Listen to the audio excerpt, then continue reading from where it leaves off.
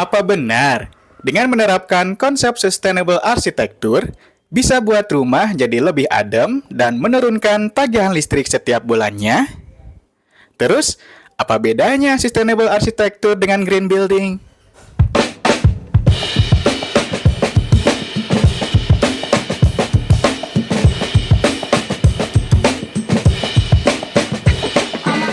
Sustainable arsitektur dan green building sebenarnya sama aja, cuman beda namanya aja. Itu merupakan arsitektur yang berusaha untuk meminimalkan dampak negatif pembangunan terhadap lingkungannya, bisa melalui efisiensi energi ataupun bahan dan pemanfaatan ruangan. Munculnya konsep ini itu dilatar belakangi oleh adanya isu permasalahan lingkungan yang diakibatkan dari pembangunan bangunan itu sendiri, seperti adanya degradasi lingkungan, kemudian pemanasan global dan krisis sumber daya seperti air, dan juga munculnya kesadaran masyarakat terhadap lingkungan. Green building ini sendiri itu ada 3 dari aspek lingkungannya, ekonomi, dan sosial. Kalau lingkungan tentu yang seperti definisinya tadi, mengurangi dampak negatif terhadap lingkungan. Kalau ekonomi itu dia bisa menekan biaya operasional karena kita memanfaatkan atau mengefisiensikan energi yang sudah ada. Kalau sosial itu balik lagi ke penggunanya, karena sebenarnya green building ini salah satu konsep dari rumah sehat itu sendiri. Penerapannya itu sebenarnya ada banyak, tapi di sini aku bagi 2 aja, pas pembangunan sama pasca pembangunan. Jadi sebelum kita membangun bangunan, kita harus merencanakan dulu nih, nanti efisiensi energinya akan seperti apa.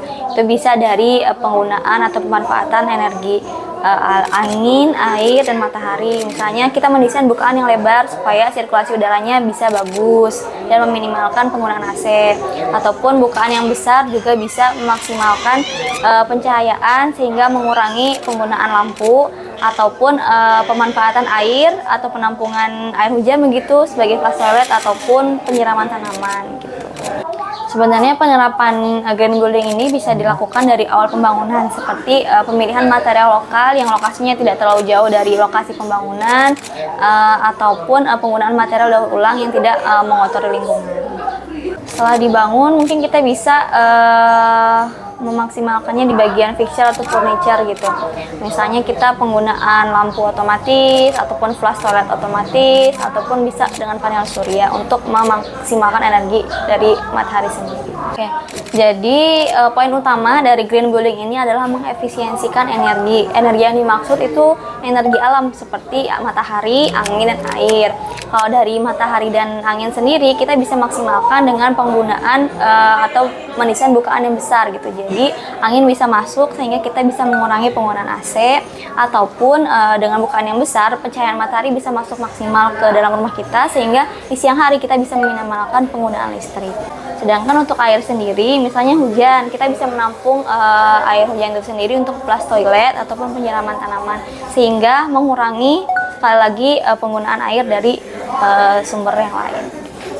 Sebenarnya untuk green building ini sendiri, semua syarat dan kriterianya itu sudah dirangkum di Green Building Council Indonesia. Gitu. Jadi di Green Building Council Indonesia ini sudah membahas tentang tata guna lahan, kemudian penggunaan air, penggunaan material, penggunaan pencahayaan, hingga materialnya sendiri. Gitu. Dia ada sekitar 6 poin, ada ASD, EEC, MRC, WAC, sama BM. Untuk yang mau lihat kriteria dari green building sendiri, itu bisa dilihat di link di bawah ini. Jadi buat siapapun yang ingin bangun rumah ataupun bangunan lainnya, jangan lupa untuk mempertimbangkan green building atau konsep green building sebagai kepedulian kita terhadap lingkungan.